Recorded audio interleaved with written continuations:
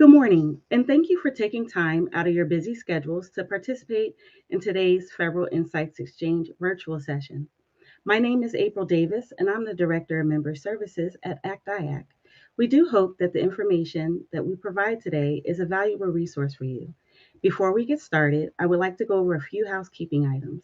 Please note that all session participants are muted for the full duration of the session, and as the session is being streamed through your computer, make sure your speakers or headset is turned on and the volume's up so you can hear everyone clearly. This session is open to the press and we will be recording, so be sure to take notes and we'll share content after today's session. If you should have a question for one of our guest speakers, Pete or Dr. Tejada, please add it in the Q&A feature to the right of your screen. We'll try to answer as many as we can during the session. And finally, if you have any questions after today's session, feel free to email them to actiac@actiac.org. Excuse me. I'd now like to turn the mic over to Anne Marie Johnson, who is the Vice President for Federal Market Engagement with CGI and the Chair of the Federal Insights Exchange Program Committee. Good morning to you, Anne Marie.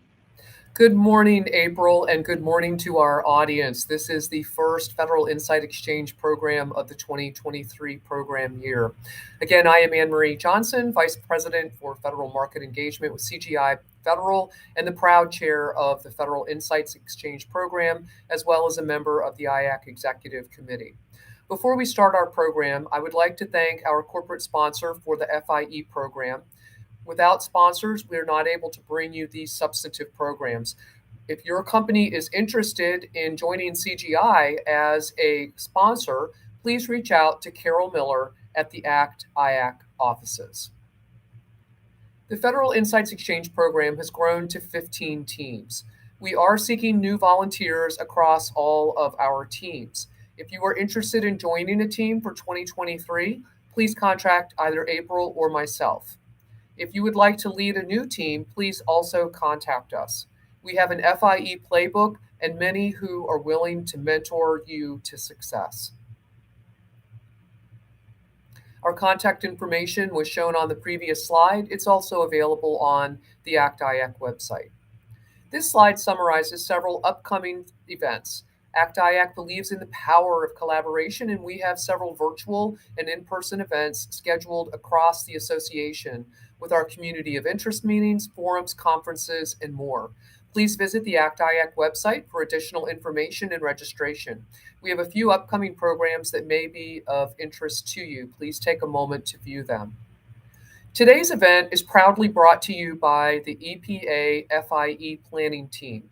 The team is led by Doug Lapham of CGI Federal.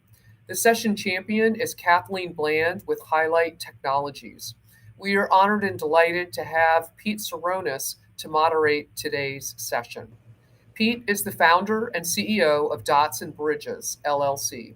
He's worked inside the federal government for 25 years, serving 4 presidential administrations, 3 cabinet agencies, the Executive Office of the President, and was appointed the Chief Technology Officer at the Department of Energy and the Department of Education. Pete is an active and tireless member of the ACT-IAC community and has a passion for working in partnership with government, industry, investors, and academia to unearth inventive solutions, accelerate sustainable adoption, and streamline private sector commercialization. Good morning, Pete, and thank you so much for joining the Federal Insight Exchange program. Thank you, Anne Marie and team. I'm fired up and excited. So, that was my intro. Forgive me. I was ready for you to say all wonderful, great stuff about Dr. Matthews, so I get to do some of that. So, hey, for our audience, it's an honor. And again, I just want to echo that today will hopefully be one that educates, informs, and enlightens.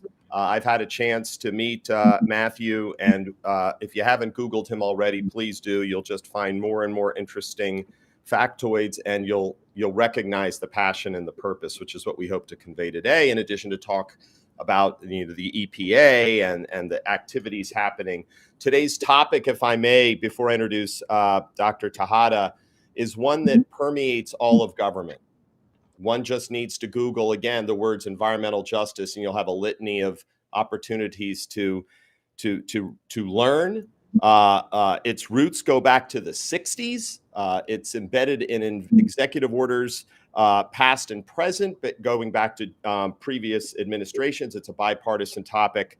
And I think today you'll also get a sense of how that technology component will absolutely help accelerate opportunities to bridge this gap that exists for those in underserved and unserved communities. So today is as much about technology, but really about mission, which is, again, what I hope everybody tuning in today will take away. So without further ado, I don't read bios because my first question to Matthew is going to be about his personal and professional journey and what led him into the federal government. But I will say this, at least based on what I saw, Dr. Tejada, 10 years thereabouts now officially at the EPA.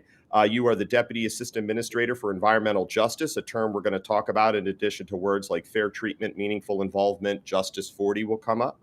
He is in the Office of the Environmental Justice and External Civil Rights Mission.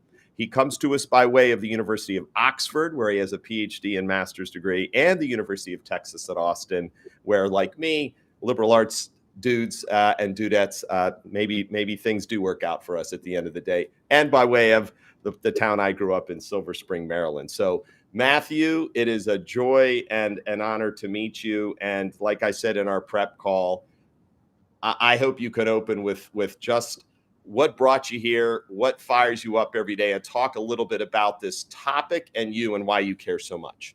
Sure. Thanks, Pete, so much. I'm very happy to be with you all today to share a little bit about what we were doing on equity and justice at EPA today, as Pete was mentioning. But hopefully, really, I think it's really important in any of these opportunities where I get to engage with folks to really try to get folks to connect to the importance of equity and justice in a more profound way. And that's something for me, especially in this administration, is a real opportunity and something that we haven't been able to do before is actually talk about that connection. And going back, Pete, to what you were saying about the liberal arts background, looking at the history of why equity and justice issues are so important today. It's something that when I was first hired 10 years ago, it was actually just about this time 10 years ago when I got the call that I was being hired. It was mid-January of 2013. There was about 6 or 7 weeks between being offered and accepting the job and actually showing up in DC, having to move from Houston to DC. And as a lot of folks know, you've accepted, but they can't control you yet. They can't tell you what to do. And it was a fair piece of news, especially down in Texas, that a local boy was going to go to DC for this sort of a job. So I was getting a lot of interview requests at that time.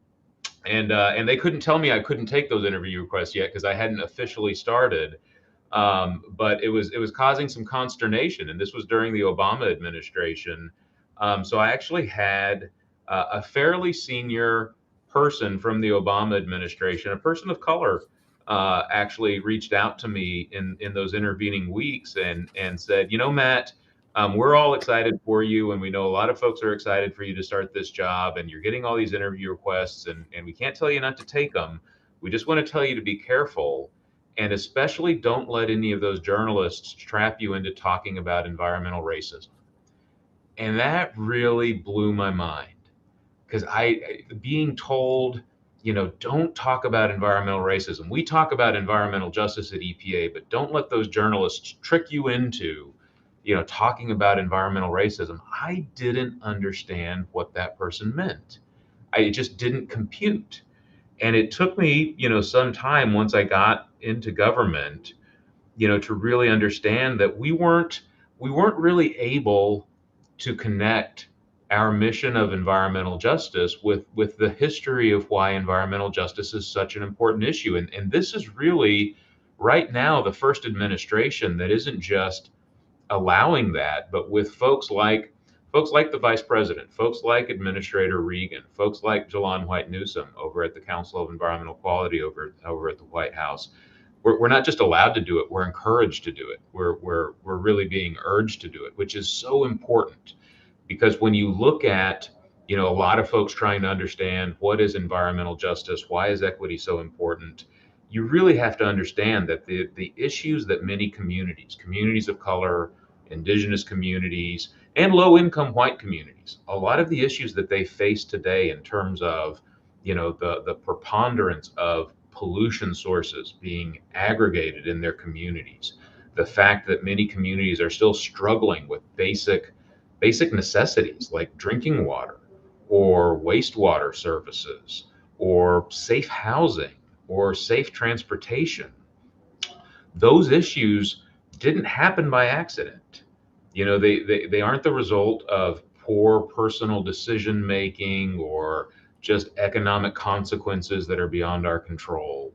They're the result of generations of decisions that have been made in our society through public policy, through economic decisions, through laws and covenants and zoning and land use planning decisions at all levels, federal, state, and local.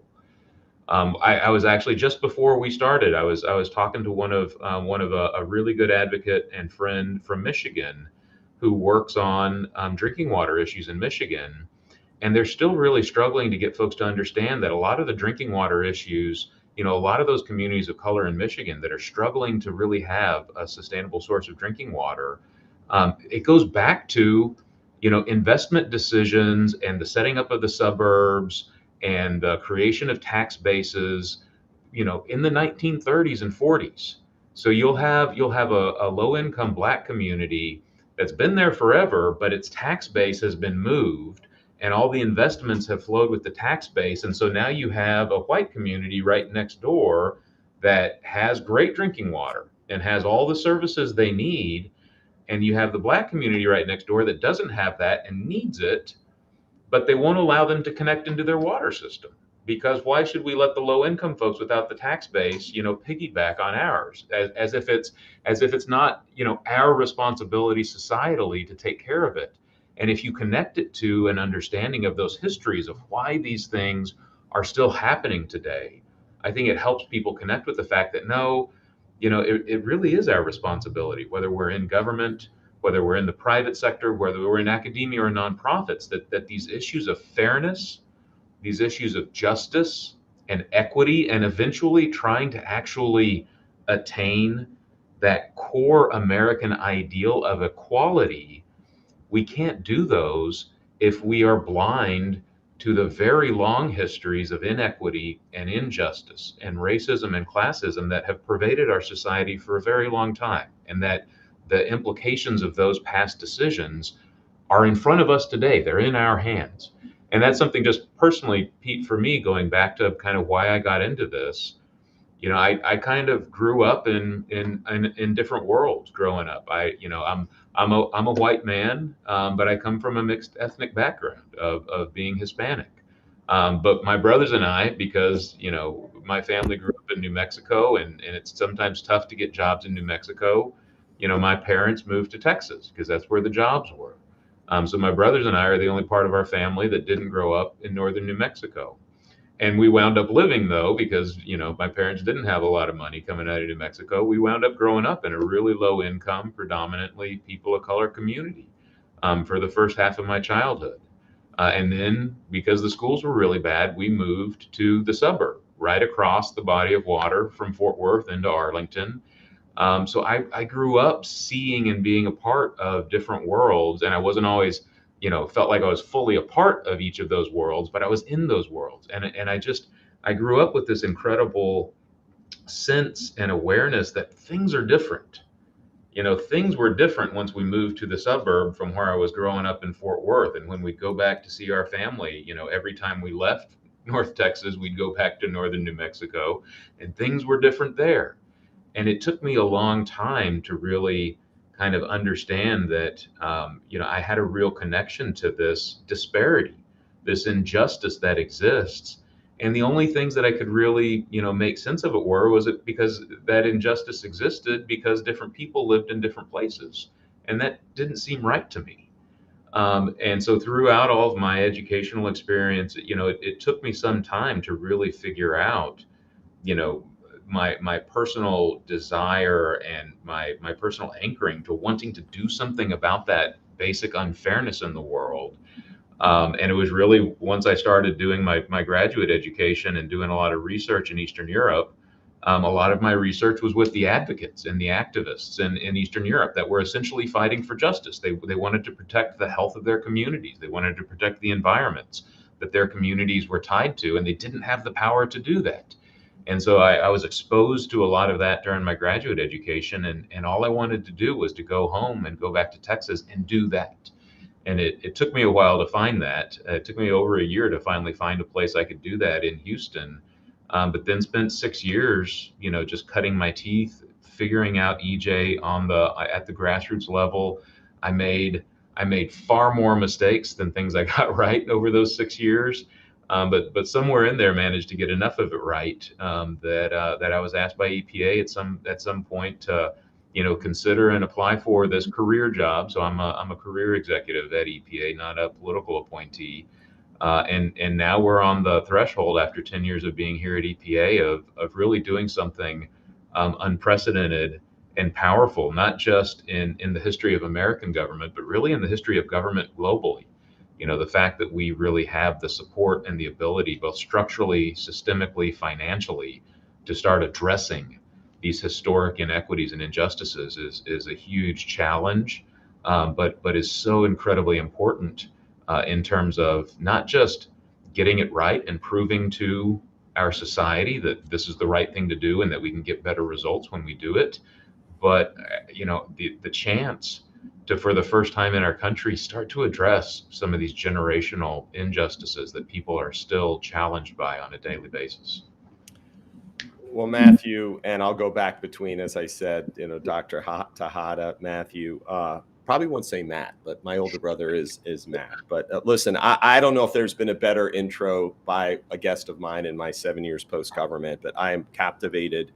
I have more questions now, but I want to do justice by our attendees. And before I get into maybe you breaking now into this mission of a fairly newly established Office of Environmental Justice and External Civil Rights and a mission, for those who are listening and tuning in, this is what I would say, at being a former executive, just to relate to you for a minute, Matthew. I spent 25 years career executive, but the passion and the purpose, in my case, it was with the Department of Energy and the energy sector. When you get out there and see things beyond the bubble of the Beltway, you coming from is really the part that just thanks. I have thanks for you still being in the federal sector to kind of galvanize folks to understand the power of government and community. And I will say shout out to the great state of New Mexico, 2 national laboratories, folks, Los Alamos National Lab and Sandia. So Matthew, I'm about to ask you now to pivot into maybe help us understand a bit about at the EPA, the Office of Environmental Justice and Civil Rights, its mission and how to engage in some of the things that aren't what keep you up at night, but you're excited about here in the new calendar year. But before you go there, I want to say this, because you brought this up. Folks, there's a great piece on the website at EPA about how this environmental justice movement arise. The environmental justice, and I quote, movement was started by individuals, primarily people of color, who sought to address the inequity of environmental protection in their communities. Professor Robert Bullard wrote, quote, whether by conscious design or institutional neglect, communities of color in urban ghettos, in rural poverty pockets, or in economically impoverished Native American reservations face some of the worst environmental devastation in the nation. Newsflash, it still exists today. The Bipartisan Infrastructure Law, the Inflation Reduction Act. Matthew, forgive me. Matthew, you brought up a couple pieces of legislation and executive orders. This is what data, an equalizer that is unbiased, can help us, whether it's through artificial intelligence or just sensor-based connectivity, understanding just what it's like in parts of our country that many of us don't get to see. So you having that optic is worth its weight in gold in terms of a picture and an experience being worth 1,000 words. So thank you, Matthew. I appreciate that. So, all right, let's jump into that. For those, what's this Office of Environmental Justice and External Civil Rights all about? Sure. So it is exciting. We just stood it up. We just reorganized late last year. I think we announced it in September, right at the end of the last fiscal year. It is a combination of three offices that have existed at EPA for a while. The Office of Environmental Justice. So the Office of Environmental Justice, which I used to be the director of before we reorganized, was actually founded pretty early on in 1992 during the George H.W. Bush administration. William Riley was the administrator of EPA back then.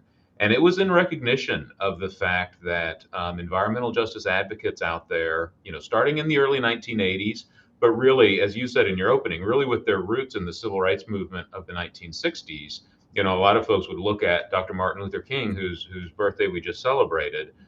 He was really, especially towards the end of his life, he was starting to stitch together the issues that are still kind of the bedrock of EJ today, looking at issues of waste and who worked in waste and where that waste would then be located and whose communities and why, and that power imbalance, the lack of people of color or low income folks to really push back against having the bad things in their communities and having the power to attract the good things. Those things were all part of the civil rights movement, not the environmental movement. And a lot of folks kind of, I think, get that wrong.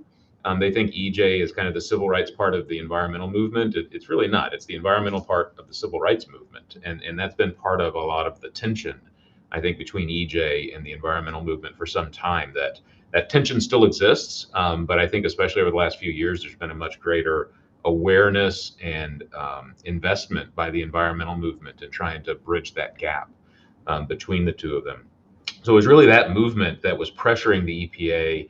And there were some incredible champions within the EPA, especially the first director of the Office of Environmental Justice, Dr. Clarice Gaylord, who really understood the connection, right? That there were communities out there where EPA was not achieving its mission. There were communities out there whose air and whose water and whose land was not getting cleaner through EPA's efforts.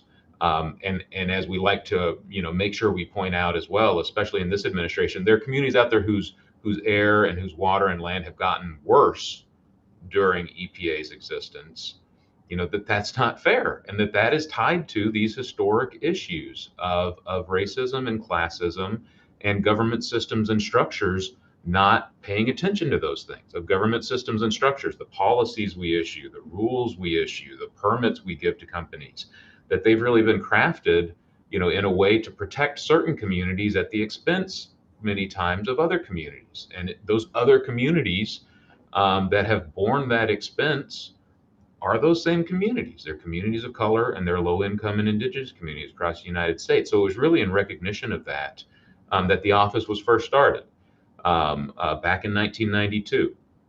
So it has been around for obviously a long time, but it was always, it was a small shop. And it honestly, it took me a few months after I was first hired to run that office. I didn't really understand why I'd been hired or what I'd gotten myself into. And then one day I finally kind of put the pieces together. I was like, oh, they hired me, having run a small advocacy down in Houston, to basically come to DC and run a small advocacy. It's just that advocacy happened to be inside of the government, not outside of the government. But really, that's what the Office of Environmental Justice is. We don't issue permits. We don't investigate compliance issues. We don't write rules, right? But we advocate and we engage and we support and we convene with our colleagues within EPA, with our colleagues in other federal agencies or in state agencies or in local governments. We work with them, those folks who do actually have those statutory authorities to write rules and issue permits and pursue compliance investigations or respond to emergency situations. We work with them to get them to understand these histories, to get them to understand the impacts that communities of color and low income and indigenous communities still face today, and try to connect them to the fact that we're not achieving our mission for those communities, right? We're not protecting their health and their environments the same as we are for other communities. And we're going to have to do different things to do that. We're going to have to look at our statutory authorities and stay within our statutory authorities. We're going to have to look at the science, but look at the science through an equity and justice lens to try to bring that together to make sure that we as part of the government are protecting those communities to the same extent that we're protecting, and we've been very successful at protecting, so many other communities. across the United States. And that's really our job. And it takes advocating to do that. And that can be a scary word for a lot of folks. You know, a lot of folks take the word advocacy and they think it's, you know, some sort of clandestine undermining of government. It's really not. It's really working with government, with those institutions, and trying to evolve them, trying to advance them, right? Trying to open folks' eyes to stuff, trying to walk with folks hand in hand into really hard situations, into hard conversations, into difficult rooms, especially for government servants to show up in. You know, that's our job, is to work in support of the rest of the government to really open its eyes and start to answer and respond to these realities that have been barriers to us achieving our mission for everyone in this country.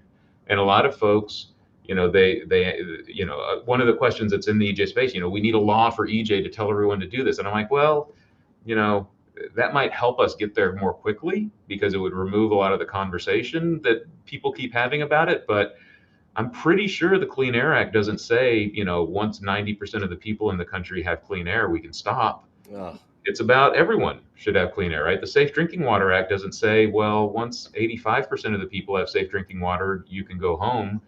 100% of the people need safe drinking water. We just got to look at the new ways that we need to really put in place to achieve those things. So that's one part of this reorganized structure. The other part, which is distinct but very closely related to us, is our civil rights compliance function. And it too has gone through an even longer history than what EJ has, right? Because that's going back to 1964, the Civil Rights Act. That's going back to the fact that, you know, since its founding, one of EPA's core principles has been adherence to the law, right? But for most of our history, EPA, when it says, you know, that we adhere to the law, we've meant the environmental laws, and we really haven't paid attention to the fact that there's a whole other body of laws called civil rights laws, you know, the Civil Rights Act of 1964 and others like the American with Disabilities Act. We have to comply with those as well. And you can't take for granted that just because somebody is complying with an environmental statute, that they're complying with the civil rights statutes. In a lot of cases, they're not. There's a big gap between those two things. And EPA has taken a lot of time at just acknowledging and putting enough importance on the existence of that gap to try to close that gap. And we now have, you know, it's been a long time for that office, the External Civil Rights Compliance Office, to receive the support it needed to start to address those fundamental issues of civil rights compliance. And they've done a tremendous job over the last several years at really doing some of the basics that were needed so that now we are at a place where the agency can really start to contemplate, okay, you know, as we look at our environmental statutes and seek equity and justice in the way that we implement our environmental statutes, we also need to make sure that we're complying with the civil rights laws at the same time. That's going to be a huge change, right? The civil rights laws predate EPA. EPA is over 50 years old. We're coming up on 60 years of having, you know, the main civil rights statute. And we're just now really doing some of the work that, you know, it wouldn't be hard to argue should have been done in the early 1970s of figuring out how these things fit together. We're just now finally in a position to start to figure that piece out. And that's why it's so powerful to have, you know, now a structure, an actual structure in EPA, not just a couple of offices, you know, individual small shops, but to have a national program that stands shoulder to shoulder with our air program, with our water program, with our land and emergency response, with enforcement and compliance. We have an actual program that has brought together EJ and external civil rights. It's not just important structurally for us to be able to sit at the table as equals with those other parts of the environmental public health endeavor, but it's important to signal that, right? To signal to the entire environmental public health protection system of the United States that is much bigger than EPA, you know, public health agencies, state environmental agencies, local planning departments, you know, that this issue of equity and justice and civil rights, if you're not treating that with the same importance as you are, you know, how to implement the Clean Air Act and how to run your drinking and wastewater utilities, you're not actually going to be achieving the mission for everyone in your community. So it's really important in just signaling that importance. There's also, I want to mention, there's one more important part that came along with us in this reorganization. It's our alternative dispute resolution office has also joined us in this new. It's the Conflict Prevention and Resolution Center, and that's really critical again because so many folks, they think about trying to comply with civil rights or trying to do something in EJ. It's still a scary thing for a lot of folks. It's still a challenging topic. There's still states that we engage with, and they tell us straight up, they need to talk to us about EJ, but they can't say EJ out on the street, right? Their legislature will have a fit if they go out there at the state level and start talking about what they want to do on environmental justice. It's still a threatening thing in a lot of folks' minds. And it's not about, it is tough. There's a lot of tough conversations you have to have. There's a lot of tough realities that need to be acknowledged and dealt with. But at its core, environmental justice is about forming collaborative partnerships, right, around communities. And nobody wants to live in a community where you and your community don't have a say in what happens to your communities. And at its core, that's one of the things EJ is just trying to seek, right? Is that we need to lift up the community and support the community and in the community really being able to say what it wants to see happen for its future. And all of us at the federal, state, local level, private industry, nonprofits, the academic sector, the philanthropic sector, we all have chairs that we need to take, and sit down at that table that's being set by the community to really support them in doing that. And the Alternative Dispute Resolution program at EPA, that's their core mission. It's conflict prevention and resolution. It's bringing people together to be able to have honest conversations, productive conversations, to identify those conflicts, to work through them, so that you can actually get to resolutions. You can actually get to partnerships. And that's a real core philosophy of everything we do. So that's kind of the makeup of this new national program that we are still just in the very early stages of standing up. Well, I'll tell you, I wish I had 2 hours here because I have so much interest, and I think, again, for our audience, and I consider myself a little bit of this here beyond moderating, what an opportunity. And when I think of the 3 offices, I'm going to, focus on what you were hitting on, and everybody who understands the tenets or the principles of open government, right? In 2009, the first memorandum, I believe, that President Obama pushed out, participatory, collaborative, and transparent government. Now, that was 2009, but this is what you're talking about. And again, I keep thinking about, in this world that I grew up in, Dr. Tejada, technology. And we're going to hit on that for a second, but I want everybody listening. A lot of this beltway is about selling technologies into government to support mission. What we're talking about is something for generations, if not decades. Yeah. Right. Environmental justice isn't figured out. And the more we have, the more knowledge, the more information we can collect to show, to visualize, to illustrate, to spotlight where technology can enable what's captured in the recent Inflation Reduction Act or the Science Act or, of course, the infrastructure law.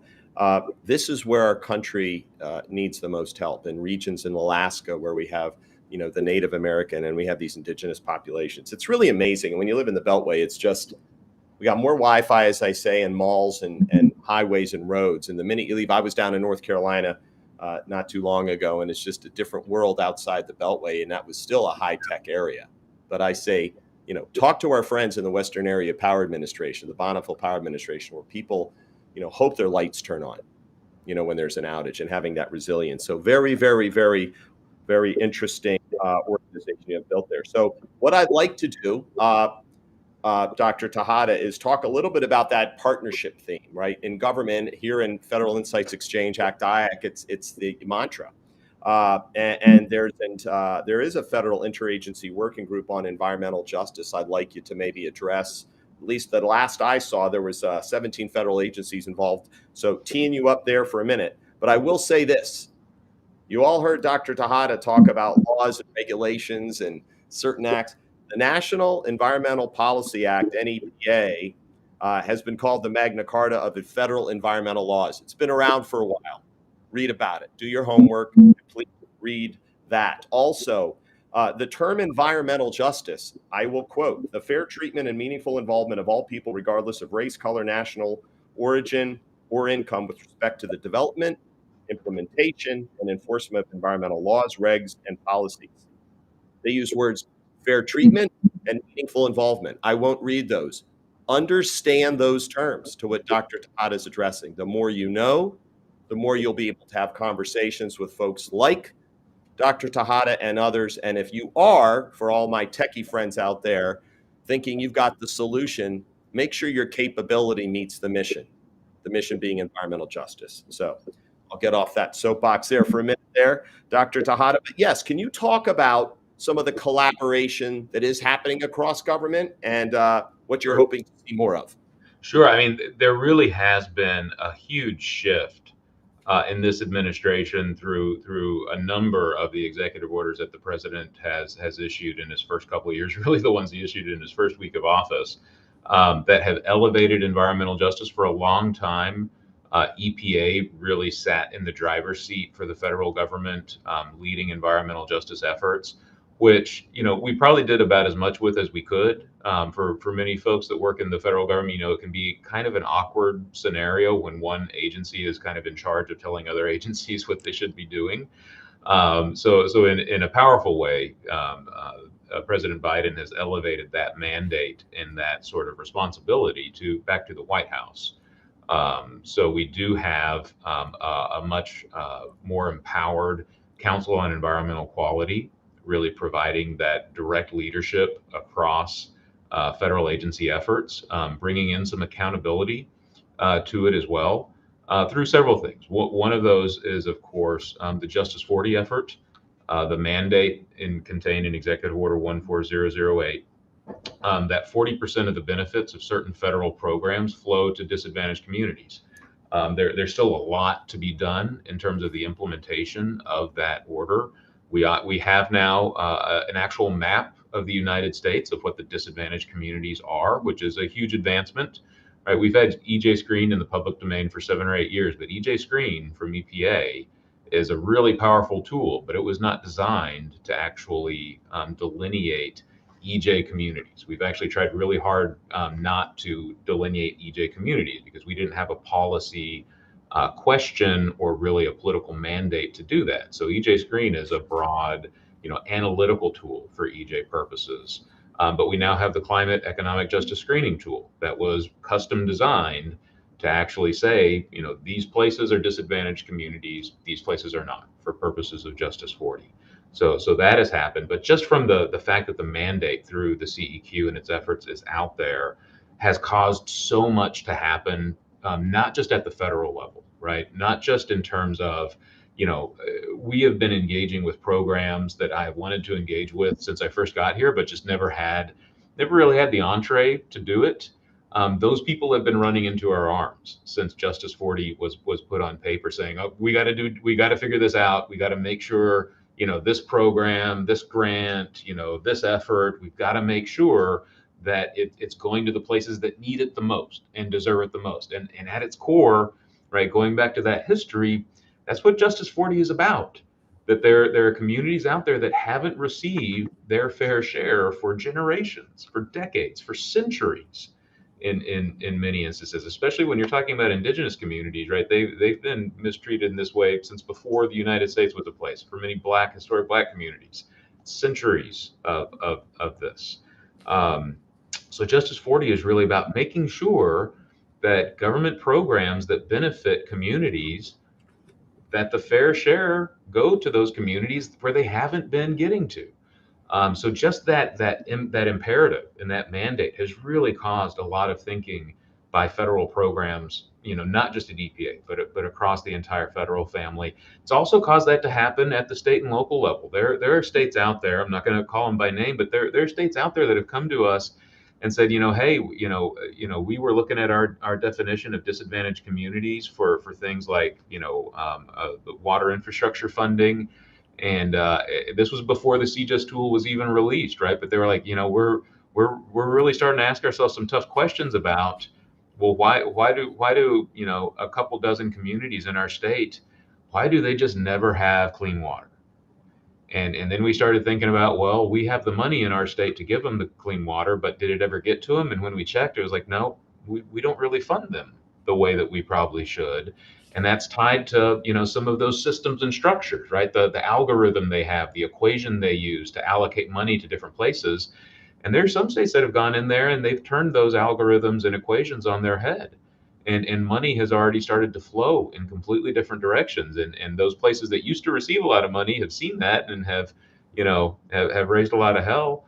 But there's states, states that a lot of folks probably wouldn't suspect are doing it have said, we understand y'all are upset, but that community over there, they've needed water for about 60 years, so they're going to be first in line right now because they need it the most, right? We're not giving them the water they need. Their need is most acute, and so they should be the ones that we make sure are resourced in the way they need first. Um, so a lot of that has been happening through that Justice 40 mandate, through the leadership that CEQ and the White House have been providing. There's other efforts out there that we're working on kind of with CEQ's leadership. You'll start to see thriving communities. You're already seeing thriving communities that kind of tag on some of our efforts. One of the things that we already have out there, we'll actually announce where they're going to be stood up in March, are thriving community technical assistance centers. And these are going to be basic capacity building centers for communities and their partners, like capacity constrained utilities or cities, like tribes, that really just need that basic support of, how do we write a better grant, right? We really struggle to write a grant. And when we do, it never gets funded. We need grant writing help. How do we organize? How do we engage our community meaningfully? There's 1,000 different federal programs out there. Which one do I choose, right? Just that burden of navigating federal assistance is so huge. So we want these thriving community technical assistance centers out there to provide that basic capacity building support and that ability to connect communities to the resources of the government that match their need. And we're calling it Thriving Community because that's a big effort between us and a number of other agencies with the leadership of Department of Transportation, but Department of Energy is involved, USDA, HUD, Economic Development Administration and Commerce, General Services Administration. Like, parts of the government are showing up in this space, and not just having meetings inside the Beltway, as you said, Pete, which I definitely appreciate that Beltway problem. But they're actually talking about their nuts and bolts. How do we change our grant? How do we make sure that our technical assistance lines up with your technical assistance? How do we make sure that our field staff and regional offices and state-based offices, how do we make sure they know one another and they know where we're showing up on the ground? So when a community we really start to get an idea of what the community's needs are, right? We're all plugging our pieces in to help resource those needs, because no community with EJ concerns just needs one help from one place, right? EJ problems are multifaceted. They're complex. They go back to generations of issues. So we really need to show up in that coordinated way. So both through, the Justice 40 initiative, what CEQ is doing through a lot of their EGA initiatives, what we're doing through the Thriving Communities initiative that we have out there now. This is our attempt to really change the systems and structures of government to better meet the needs that have so long been expressed by communities of color and low-income indigenous communities across the United States. That was a whole wonderful ball of goodness. So folks, I hope you heard. You can go research Justice 40. And Dr. Tejada, I know there's been some guidance issued out, interim implementation guidance. I think it's important, whether or not you want to agree or maybe share. I mean, you sometimes have to read things a couple times. Some things people go, oh, that's what cybersecurity is. Well, God bless, members of my family. I have to explain it over and over and over. I actually had to read Justice 40 and go, that 40%, how do I really believe that it's going to have the impact? But I encourage people who, again, in the world of this technology supporting our nation's critical infrastructure sectors, and you mentioned DOE, USDA, HUD, DOT, EPA, GSA. I love the line about EJ problems are multifaceted. Folks, this isn't a feel-good topic. Technology like EJ Screen, like the, I'm going to shout out again to the Climate and Economic Justice Screening Tool version 1.0. Go look what these tools are showing in terms of data and information. Yes, using AI and machine learning and all that goodness, but to just paint the picture of where help is needed. It's like that map that you could see in the Smithsonian of, where the fault lines are. Right. And like, holy cow, or where's the most Wi-Fi? How come parts of the country are black? My little guy in my family always asks me. I'm like, well, there you go. And What are your comments on that, buddy? well, and I just want to lift up on that technology piece. I mean, if folks really are, again, EJ can be a tough thing to kind of internalize, right? To really understand what we're talking about with EJ, and tools like EJ Screen.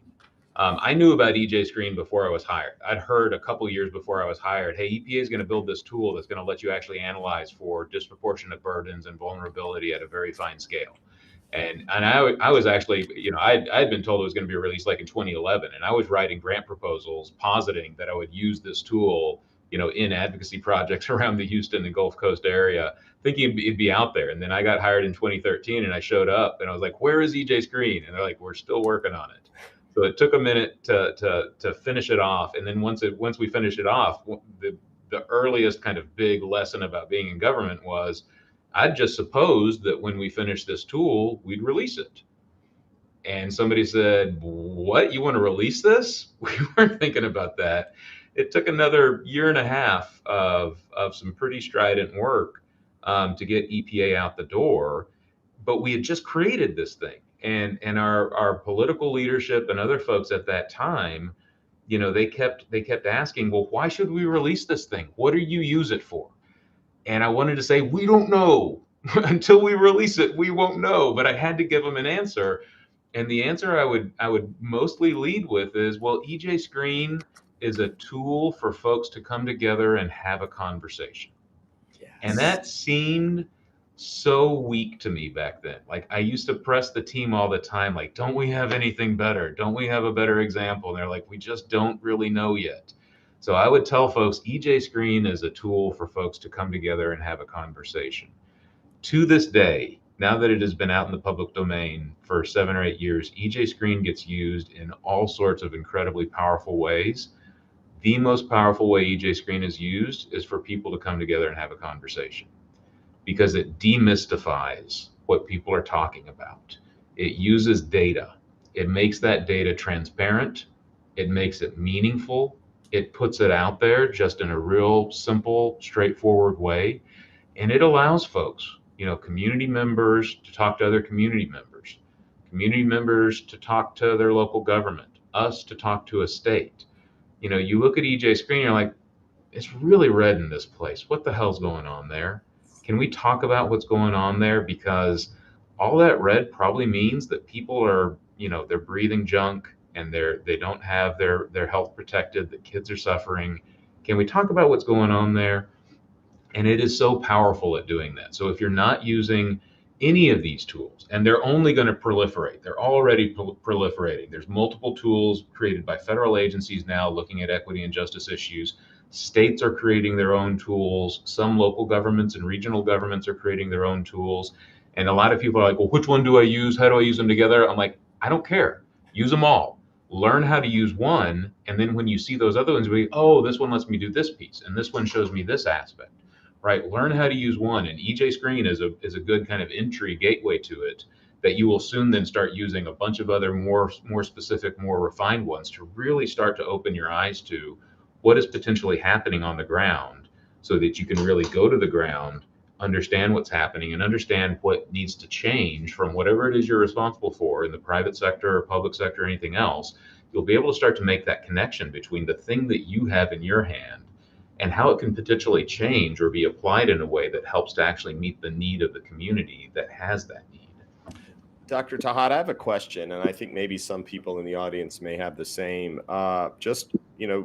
We in government have CIOs, Chief Information Officers, the future forward-leaning folks that say, hey, here's where the puck is and here's where it's going. How would you say, just with EJ Screen, for an example, right? The development of an application to visualize what bits and bytes or ones and zeros can look like, so we can say that red section should tell me something about what we need to fix.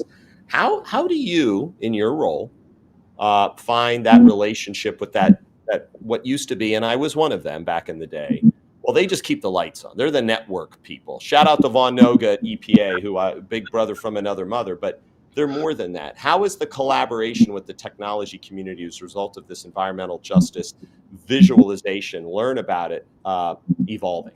Oh, it's huge. Our folks in Vaughn's shop. I'll shout out to Harvey Simon and Kim Balaciano. EJ Screen wouldn't exist without them.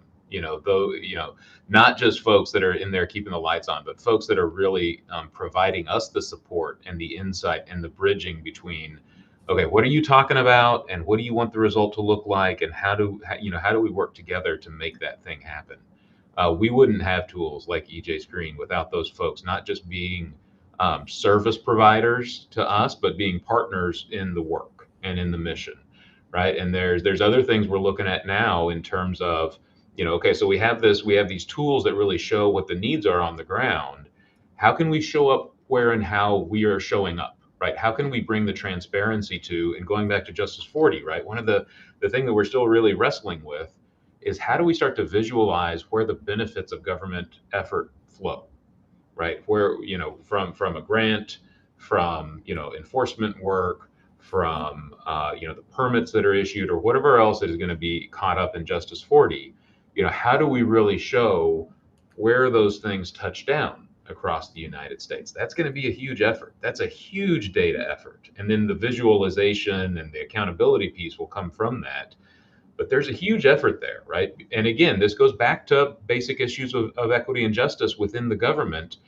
The government hasn't necessarily been concerned with that issue for very long because, well, the government was achieving good results for some communities, and the communities it wasn't achieving a result for weren't that much of a priority.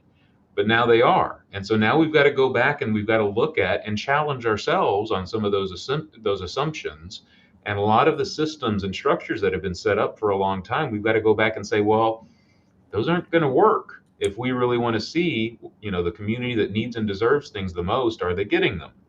That's going to be some tough conversations for us in the federal level. That's going to be some tough conversations between us with our state and local colleagues, right? Because it's going to challenge them as well on the decisions they make in terms of the permits that those state environmental agencies issue, in terms of the land use and planning decisions that local government is responsible for, right? That have huge implications for who is protected and who is not protected. So bringing that transparency, and I push on this a lot, and sometimes I feel like, especially with the other folks that work on policy and whatnot, they want to talk about the rule or the permit decision or this, that, and I'm like, I don't care, until I know who's getting the drinking water money, I don't care about your rule, right? Because if we can bring some transparency into the data behind what's going on with drinking water across the United States, we can write all the rules we want, but we still don't know what the hell's happening on the ground.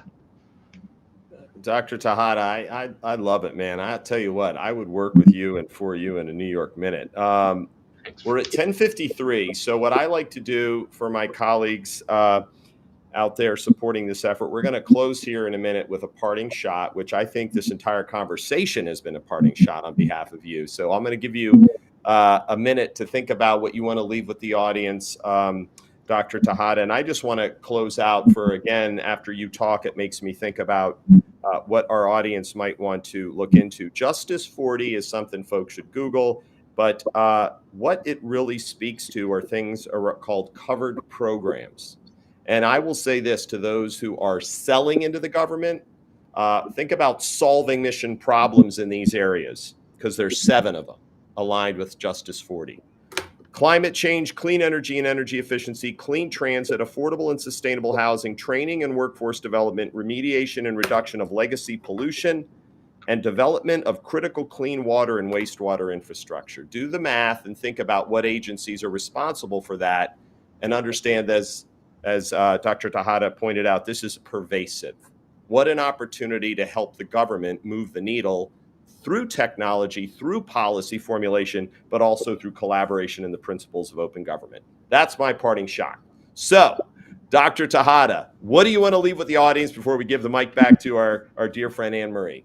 Sure. I want to share and reemphasize, speaking as a historian, we are in a historic moment right now. We have never had a convergence of society not just being ready for, but demanding this sort of change so predominantly across all corners of society at the same time that we have the clearest political will and mandate for pushing on these issues and prioritizing these issues at the same time that we have resources across the federal government through the bipartisan infrastructure law, through the Inflation Reduction Act, through the American Rescue Plan that a lot of folks are forgetting about because it was smaller and a little bit before those, through just the budgets we've received. It's a historic convergence of any one of those things would be historic on their own. They all happen at the same time. We have an undeniable opportunity that we won't experience again in our careers, whether you're new in your career or old in your career. This is the first time we've had this sort of an opportunity to actually look at historic issues and do something about it. It's our opportunity and responsibility to do something about it. But just because this opportunity is right in front of us right now, it doesn't mean that this imperative is just going to go away as the administrations click over and change. Right? If you look at what is happening just societally, if you look at what's happening in state and local governments that are really setting the leading edge of this, right? They're the ones out there describing the frontier that we're all racing to catch up to. This is not just something that, is this administration, the next administration will be focused on something else and this will kind of go away. This is a change that's happening in our society. It's a change that's happening from the bottom up, and finally the top down has started to react to that. There's no better time to understand that whether you're in the private sector or the public sector or anywhere else, we're going to have to confront this, and we're going to have to change those systems and structures. And there's no better time with more support and more people being ready to help you do that than right now. Amen. Kudos. You're the man. I loved it. Anne Marie, close us out. Wow, I am simply spellbound, Dr. Tejada, at your passion, your commentary. There aren't too many people whose passion equals Mr. Saronis's, but I think that maybe you just gave him a run for his money. And I know that Pete is elated for that because we share a passion of using technology for humanity. The EPA EJ Screen Tool is a great way to have a data-driven conversation. And we at the Federal Insight Exchange Program are so honored that you are our kickoff program.